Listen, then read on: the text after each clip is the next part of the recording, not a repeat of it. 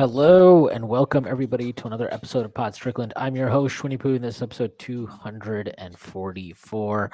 I am joined, as always, by my co-host Prez, that is at Presidente on Twitter. Prez, how are you doing? I'm good. It is rainy and gross out here in DC, which reflects the state of affairs for the Knicks, possibly. So here we are. Here we are. Here we are. I'm not going to do the whole Patreon thing because we have limited time today. So we have a Patreon. Subscribe to it or go fuck yourself. That is my Patreon read for today. Check it out. All right, let's just get started. The Knicks are 5-6. They lost probably one of the worst, most miserable games I've watched this team play. I don't know. I think this was as bad as any loss from last season for sure. Probably worse than any loss the year before. So yeah, this was one of the worst losses of the Tom Thibodeau, Leon Rose era.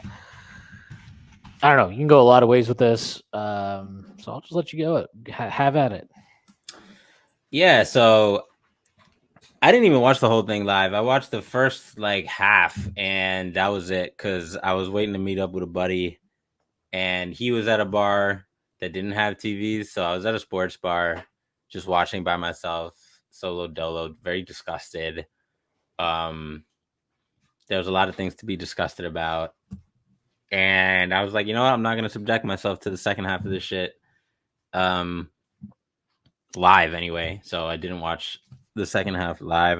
I'm told, I saw when I rewatched that there was some positive stuff in the second half, but generally it's just I don't know, it's a lot of, it was definitely like a, what do you call it, like a perfect storm of like things that we expect to go bad. Like we expect Julius to get into pissing matches and prioritize that versus the play of the actual team and doing what Thibs says. We expect Thibs to not hold him accountable for that, right? We expect, sometimes guys will go through slumps in terms of their shooting or whatever, and sometimes that carries over into their defense, but that doesn't, I don't know, like it's particularly annoying for Julius, for me, because I do think he's shooting much better, and I do like his overall season in terms of where he's taking shots. It's just he's foregoing everything else. So like that small silver lining in the large scheme of things doesn't really mean anything anymore, because if you're not gonna defend and if you're not gonna move the ball like Thibs wants you to, then you're not going to contribute to winning, which is why a lot of his advanced metrics, pick your stat, are really poor, despite his counting stats and even percentages being okay.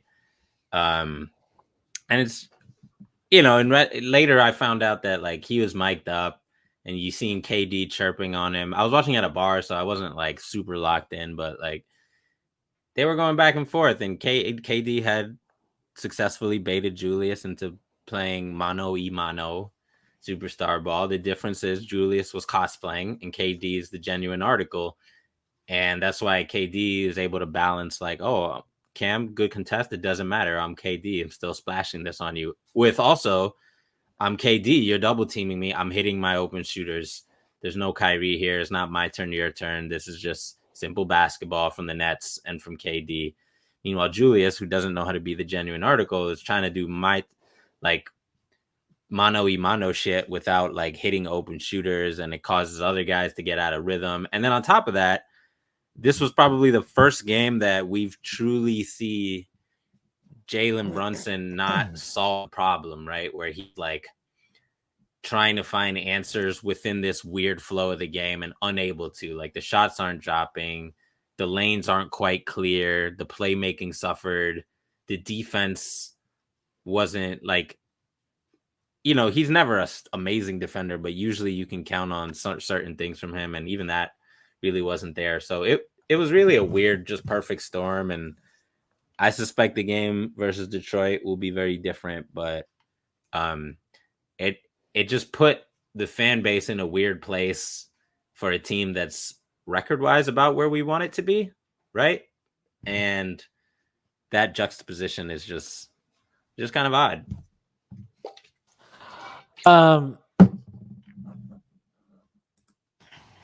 Randle. So the good news is that here's the good news. The good news is the Knicks are 5.6 per 100 possessions better offensively with him on the floor this year, which is good. That's genuinely good. The bad news is the Knicks are minus 17.4 worse points per 100 possessions worse with him on the floor defensively. If you go through and look just at opponent offensive rating when players are on the floor, he is the worst on the team in terms of actual rotation players.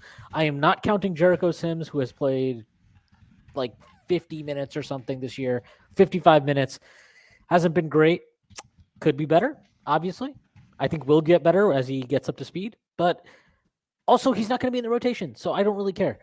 He has the worst of everybody in the team. Now, look, these are still somewhat small samples. Things can fluctuate. It's not a great sign. Not a great sign, especially because it builds off of exactly what we saw last year.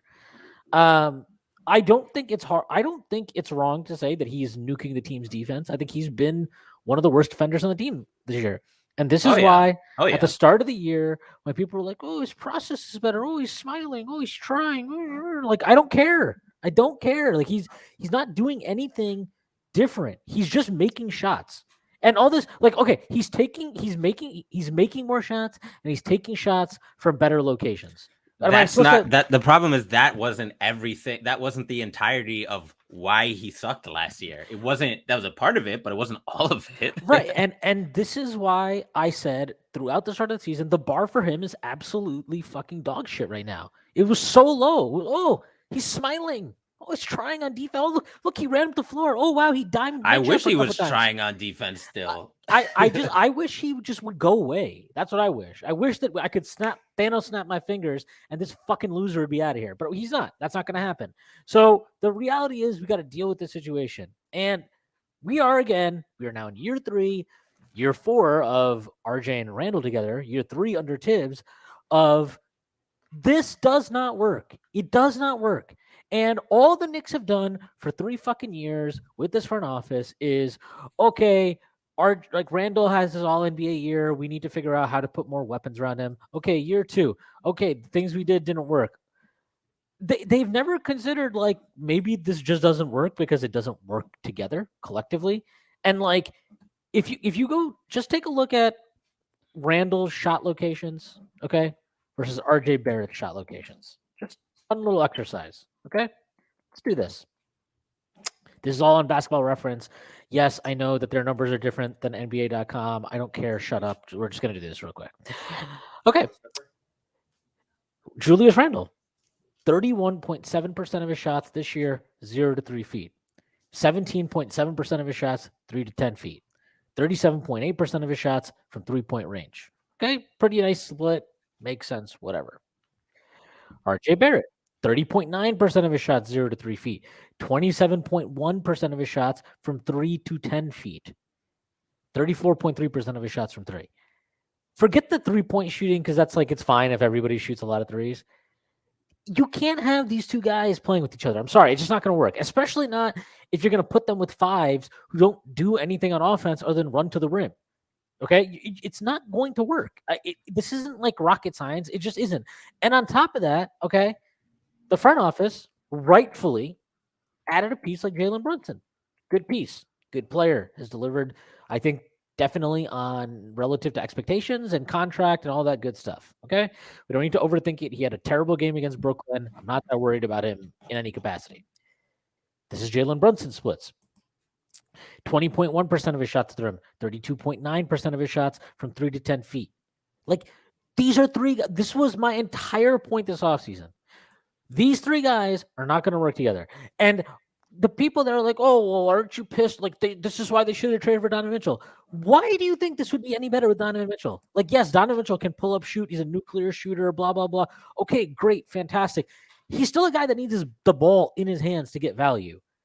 And the fundamental reality of the situation is these three guys are all three guys who need the ball to get a lot of value offensively. That's fine. That's how the NBA works. That's how stars work. proverbial stars, star scorers, however you want to, whatever bucket you want to put these guys in. I don't really care. The point is, leading offensive options need to have the ball to have value. Again, that is fine. When their games overlap to this degree, when all three of them want to get to the same places, and one of them, I don't care what Julius Randle shoots from three, nobody cares. Nobody cares. Like literally, watch the Nets. The Nets' entire game plan was just let's bait Julius Randle into taking a bunch of shots. It worked, by the way. Just want everybody to know it worked. I'm happy Julius had a nice individual scoring game, but as per usual, when Julius Randle scores well, it does absolutely nothing to elevate the collective performance of those around him because he is a gluttonous, disgusting player who does nothing to help anybody around him. This was never going to work. Adding Donovan Mitchell with RJ Barrett in the mix, without RJ Barrett in the mix, because RJ Barrett would be included in the deal, it was never going to work. Okay, it was not going to work because Randle does not work. He doesn't work. If you're going to use him, you have to change his role. You have to change.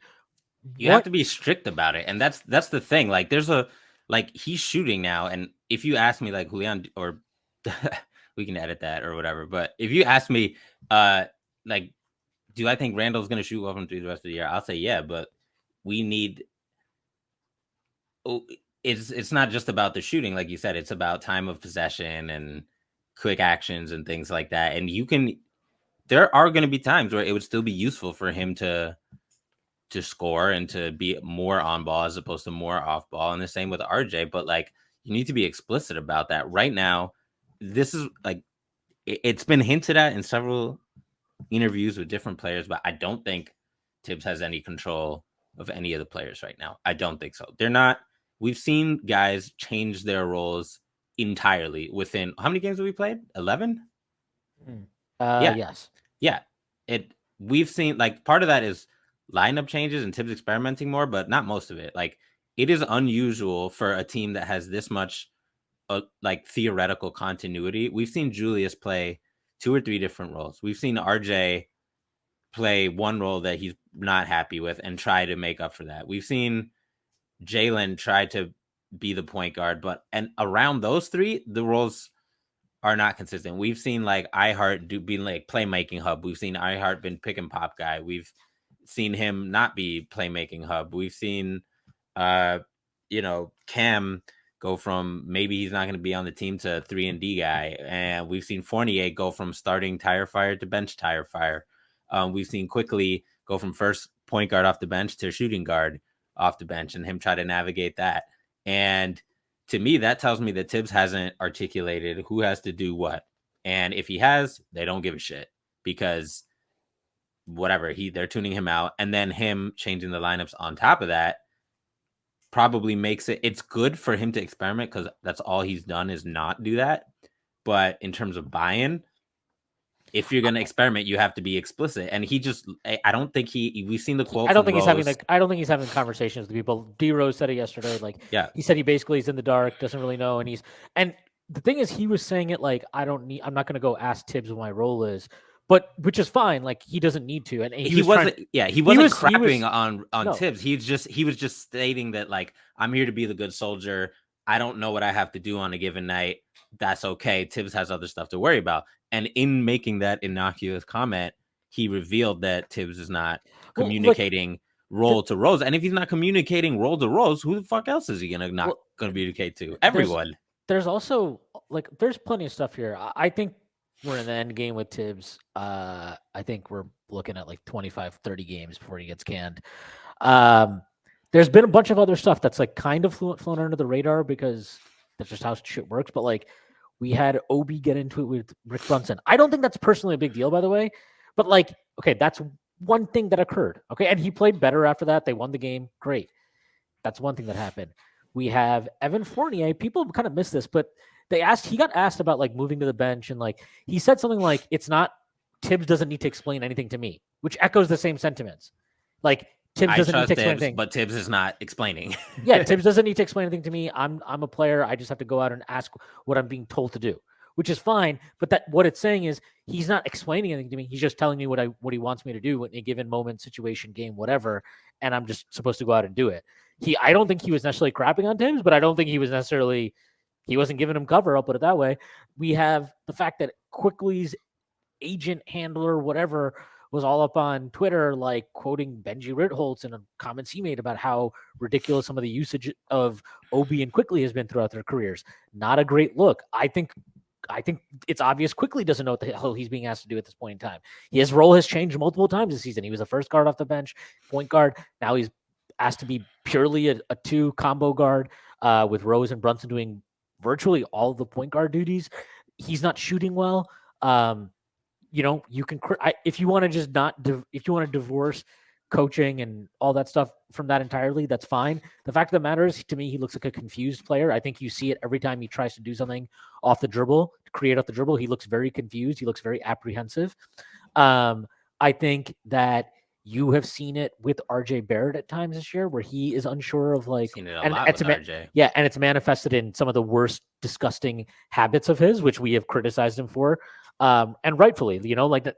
At some point, like, yes, coaching can play into this stuff, but you have to take ownership of this stuff as a player. So we've criticized him for that. But like, there are these signs of players and things leaking that don't speak to people being on the same page, and speaks to confusion over what am I being asked to do and what is expected of me game to game, minute by minute, quarter by quarter, whatever the case may be. And that's not great. That's not really where you want to be.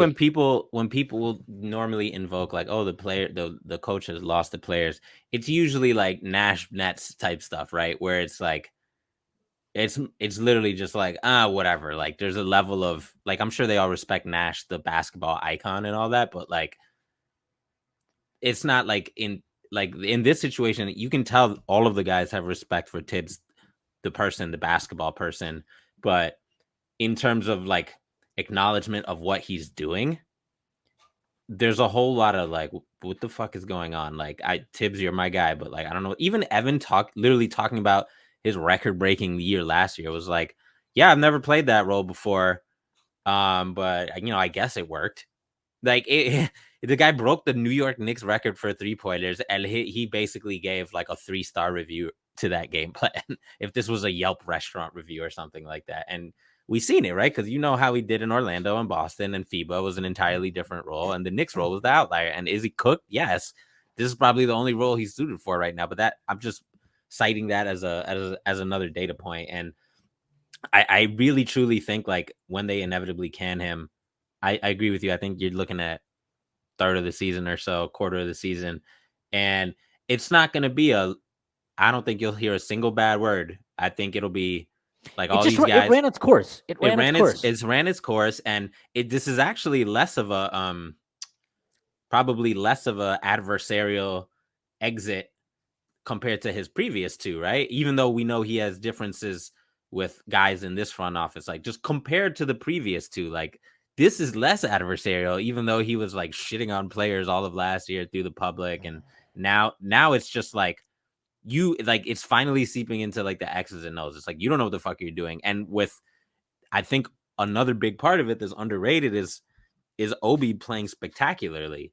He played spectacularly last year, but now it's like back of the basketball card spectacular, right? Like the 3-point percentage is a top of the Knicks. It's 40%. Like, it's very obvious he can shoot that thing.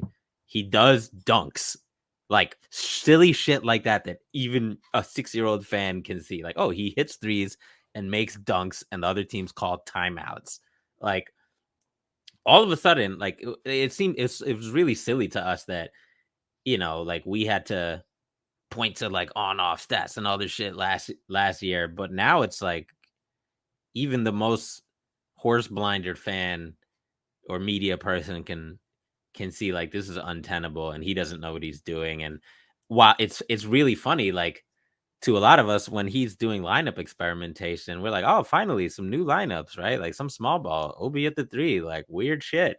But like this is experimentation from desperation on his behalf. It's not experimentation because he wants to see what the best outcomes he can draw out of this deep roster is. And that's really different. And that's important to note. Like, we're all happy because the bar is low. right? Like, oh, we're getting some fucking Obi Julius minutes. The bar is that low that like how we got there doesn't really matter. But you're seeing a couple of people, like I think Tyrese tweet about it, like, oh, Thibs is coaching for his life, lol. But like, I suspect you'll see that actually echoed in like beat writer stuff in the weeks to come, because like the only other time we've seen him do this was when he switched the starting lineup versus the Hawks in the playoffs, where he was that's the only other time where he was literally like back against the wall coaching for his life. And I don't think that's a coincidence. Yeah, there's also one thing.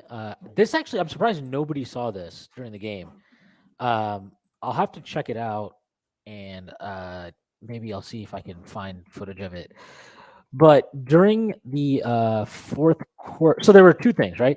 He takes Julius out with 4 minutes left in the third quarter. Julius is coming off the sideline. He's obviously not happy about coming out of the game. And Thibs is like kind of like talking to him, trying to like make it smooth it over. Which like, look, I actually thought that was a situation like that. We'll get back to Randall. Berman said that Thibs didn't know how to connect to Randall. Let's also not forget that. Yeah, well, look, let's just also say that fuck Julius Randle. I don't care if anybody connects to him. I'm just saying, like, from the Thibs perspective, I know, and you're right, but like my perspective is like I hope nobody connects with Julius Randle. But like there was also a moment, so he took out Hartenstein with 8:43 left in the fourth quarter for Jalen Brunson. If you go watch that back, Hartenstein was pissed when he came out of the game. He was really pissed when he came out of the game. I think Randall may have talked to him when he was walking off. Maybe it was Thibs. I don't think it was Thibs. I don't remember who, but I just remember somebody had to like talk to him and was like calming him down because he was really pissed. And like the thing is, look, yeah, if it's one guy, if it's two guys, you can maybe be like that are pissed about coming out of a game or express confusion over their role. Maybe you put that more on them.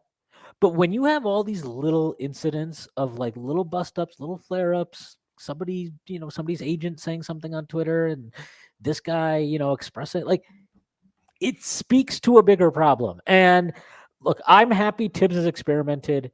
I think he deserves credit for that to an extent. We talked about that a bunch on our pod that we did. That was a Monday pod that actually dropped on Wednesday. We talked a lot about like, he deserves credit for that stuff. And I do think he deserves credit for it. But like, I also think the fact of the matter is, aside from lineups and rotations, there's not much experimentation going on. You're not seeing much schematically that's different. I mean, one of the things that stood out to me very glaringly is Fournier, Cam, Grimes. All three of these guys have had starts as like that, as the second, other guy. Yeah, the other wing in the starting lineup. All of them have barely touched the ball in that role, and like. That's not to say everybody needs to touch. Like that's fine, but they're all very different players. Right. Like Fournier is not Grimes, who is not Cam, but you're using all of them in the same way in that lineup, and like that to me either speaks to you don't have a clear idea of what you want, or you do and you just don't care what a player's skill set is. You're expecting it's the latter. We've seen that shit with their with Thibs defensive scheming, right? Like when he puts Julius in drop all the time, right? And it's literally like. I think people who mostly watch the Knicks and then occasionally watch a game on ESPN don't understand, like, that is not normal. 28 out of 30 teams, if not 29 out of 30 teams, will say, oh, like, we have a center who's a small ball center who can't protect the rim. Then I will simply have him not focus on protecting the rim. Like, this is modern basketball. Yeah, and like that's like all it is. Like I appreciate that Thibs has tried to do stuff this year. But like at the end of the day, go watch an offense like Utah's right now. Okay. This is a team that obviously had a major trade this offseason, two major trades this offseason. And we could have hired Will Hardy. Like, I know, like, this isn't like a 50-50 hindsight thing. Like, that could have been the coach of the Knicks. The front office chose Thibs, which has its benefits. One coach of the year, buy-in, blah, blah, blah, all that shit. But if I give them credit for that, I'm going to give them credit for not hiring the fucking genius kid over there who's killing it. Yeah, and like, look, he's early in his career. Maybe I'm sure it's going to lose steam, right? Yeah, like who knows? 10 games, whatever. Yeah, all this stuff is very variable. But the point I bring that up is like, go look at the offense they're running. They don't have a star. They don't They don't have a star. They don't have a star. They don't have You wound me, Shwin. no. They don't. We're not doing this right now. They don't have a star. They don't have some elite top 20 player. They don't have an All NBA guy. They probably don't have anybody that's going to make an All Star team this year. I think Mike Conley has never made an All Star team, so I'm pretty sure they have nobody on that team that has made an All Star. Mike team. Conley is definitely one of the like NBA trivia like best player to never make an All-Star. Like he's one of those guys. Maybe Rudy Gay probably made an All-Star team, but I'm not going to count him.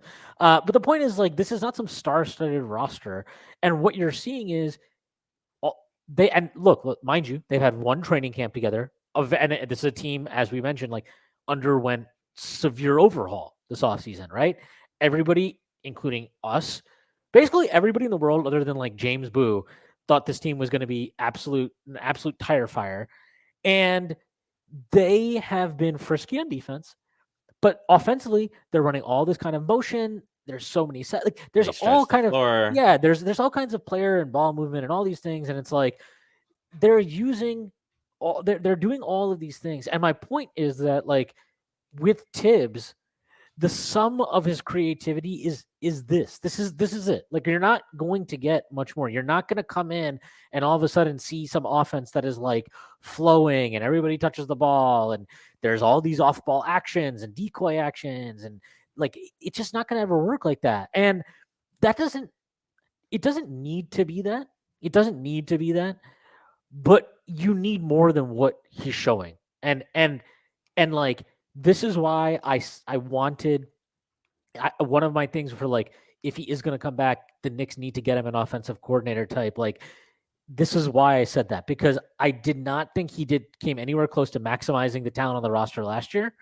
I think he's absolutely not coming close to maximizing the offensive talent at the very least of this roster this year.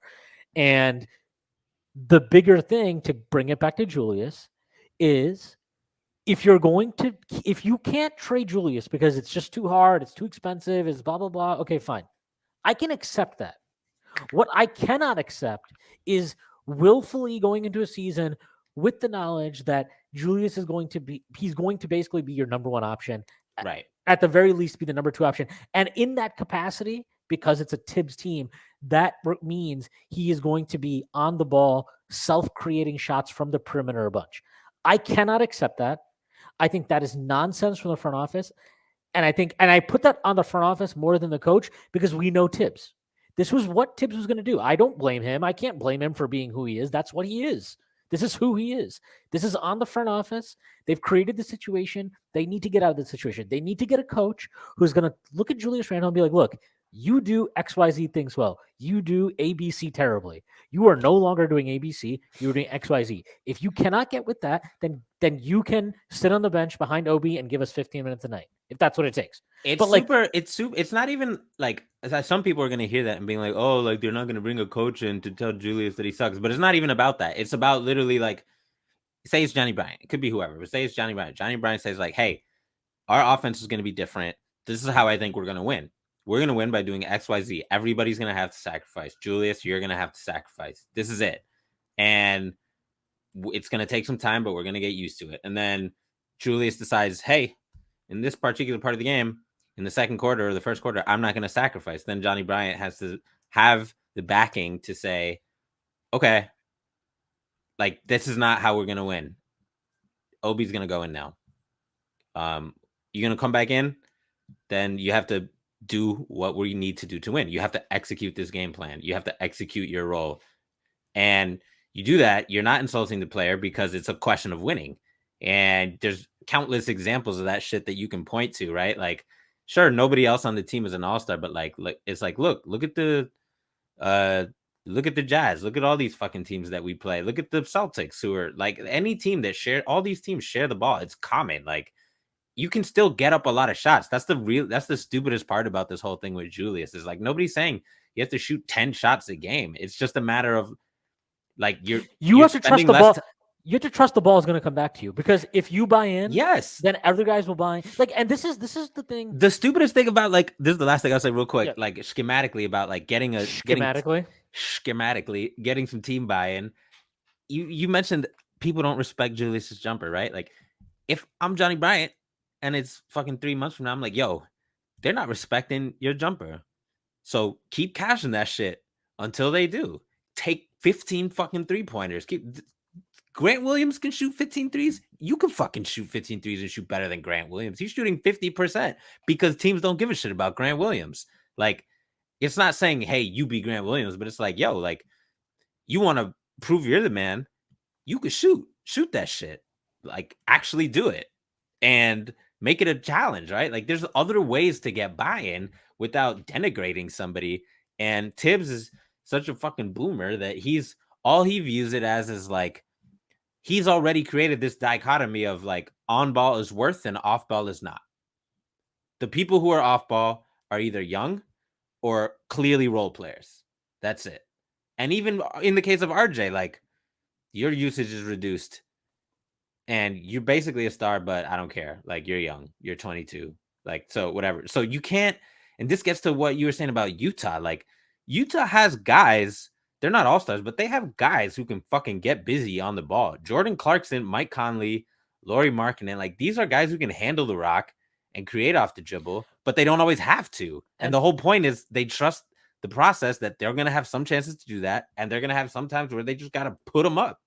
And I think another thing too, just on the Lauri part, like, I don't think Bickerstaff gets enough credit for just being like, yeah, fuck it, we're gonna play him at the 3. Oh yeah. And because he played him at the 3 and that team had success with him, I think it's easier now for a guy like Will Hardy. Like, who knows, right? Like, who knows if Lauri Markkanen, his move after Chicago is to go to a team, let's say he came to New York for whatever reason, Thibs ain't using him at the 3. No, Thibs would be like, you're a 4. And I think, like, really, one of the interesting things with Markkanen, and I hope that like more coaches look at him and look at their own guys and maybe try and experiment more. Look at Orlando, right? They're an example of this, where it's just like maybe this guy isn't a 4, and like maybe he is a 3. I don't know. Like, I don't know. That's something to try. Anyway, before we continue, I mean, we saw the lineup with Julius and Obi, and I joked about it on Twitter, but I wasn't really joking. Like, I think Obi and Julius can play the 3 on offense. No, yeah, Obi definitely can. I don't know about Julius, but Obi definitely can. Yeah. All right. Julius can if he wants, but he doesn't want. Before we continue, NBA fans, the NBA action is just getting started, and so are the incredible offers at DraftKings Sportsbook, an official sports betting partner of the NBA.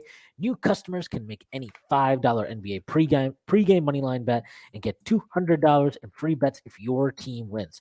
Check this out. Right now, everyone can earn up to a 100% boost with DraftKings stepped-up same-game parlays.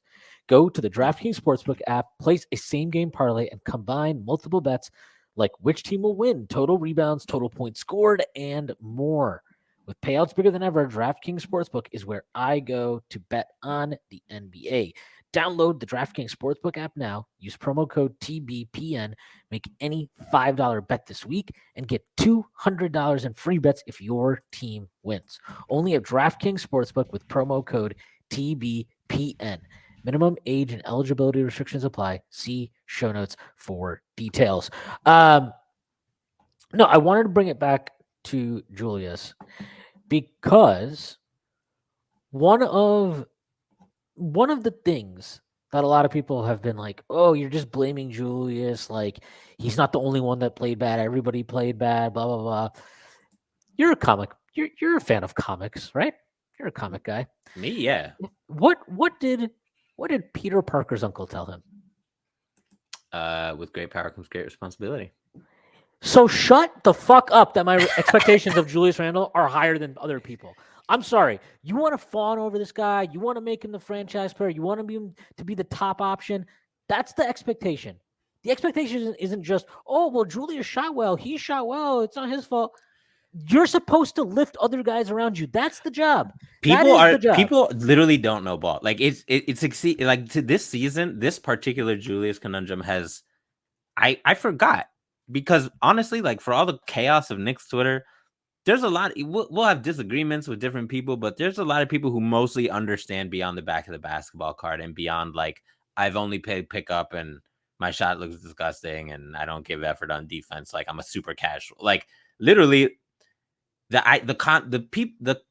number of people who are just like, this guy, and I guess this is the converse of what we saw last year with Quickly, right? Like, this guy is putting up 20 and 8 or 9 and whatever, and his field goal percentage is solid and he's hitting threes. Other people do not have solid percentages.